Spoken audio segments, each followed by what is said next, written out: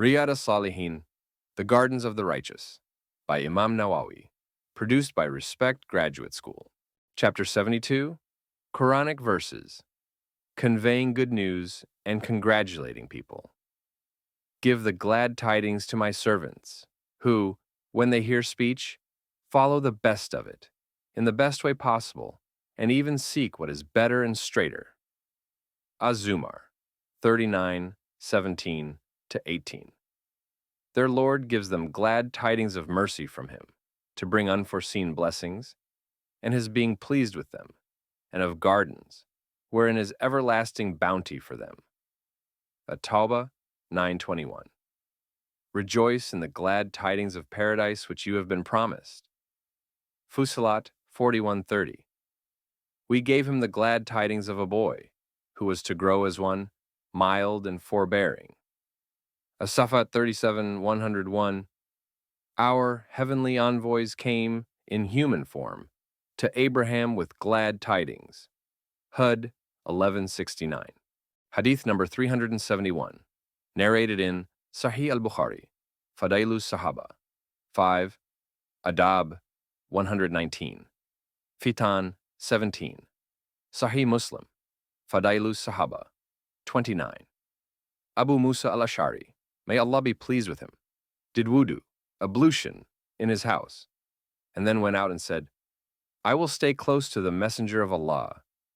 Peace and blessings be upon him, and be with him on this day. He went to the mosque and asked where the Prophet was, and they said, he went there. He said, I followed after him asking about him until he entered the well of Aris. I sat at the gate until the Messenger of Allah, peace and blessings be upon him, had finished and was doing wudu. I went up to him, and he was sitting at the well of Aris, on the middle of the rim, with his legs dangling into the well. I greeted him and then went and sat at the gate. I said, I will be the doorkeeper of the Messenger of Allah today. Abu Bakr, may Allah be pleased with him, came and knocked at the door. I said, who is it? He said, Abu Bakr. I said, hold on. I went and said, O Messenger of Allah, it is Abu Bakr asking permission to come in. He said, let him in and give him the good news of paradise. I went and said to Abu Bakr, enter, and the Messenger of Allah gives you the good news of paradise. Abu Bakr went in and sat at the right side of the Prophet on the rim, and dangled his feet in the well as the Messenger of Allah, peace and blessings be upon him, had done, uncovering his legs. Then I went back and sat down. I had left my brother at home doing wudu, intending to join me. I said, if Allah desires good for someone, meaning his brother, he will bring him. Then a man moved the gate, and I said, who is it?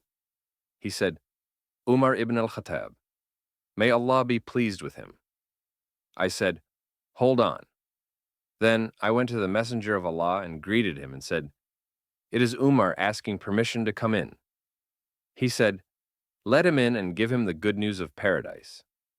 I went to Umar, may Allah be pleased with him, and said, enter, and the Messenger of Allah gives you the good news of paradise. Umar, may Allah be pleased with him, went in and sat at the left side of the Prophet on the rim, and dangled his feet in the well, like the Messenger of Allah. Peace and blessings be upon him. Then I went back and sat down. I said, if Allah desires good for someone, meaning his brother, he will bring him. Then a man moved the gate, and I said, who is it? He said, Uthman ibn Affan. May Allah be pleased with him. I said, hold on.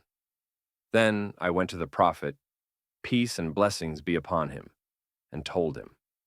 He said, let him in and give him the good news of paradise, as well as an affliction which will befall him. I came and said, enter, and the Messenger of Allah gives you the good news of paradise, as well as an affliction which will befall you. He entered and found the rim fully occupied, so he sat opposite them on the other side. Sa'id ibn al-Musayyab said, I interpreted it as their graves.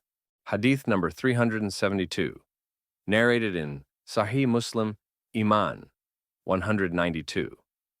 Ibn Shumasa, may Allah be pleased with him, said, "We were with Amr ibn al-As when he was near to death. He wept for a long time and turned his face to the wall. His son began to say, 'Father, did not the messenger of Allah, peace and blessings be upon him, give you the good news of that? Did not the messenger of Allah, peace and blessings be upon him, give you the good news of that?' He turned his face and said, 'The best we can prepare is the testimony of there is no deity but Allah, and Muhammad is the messenger of Allah.'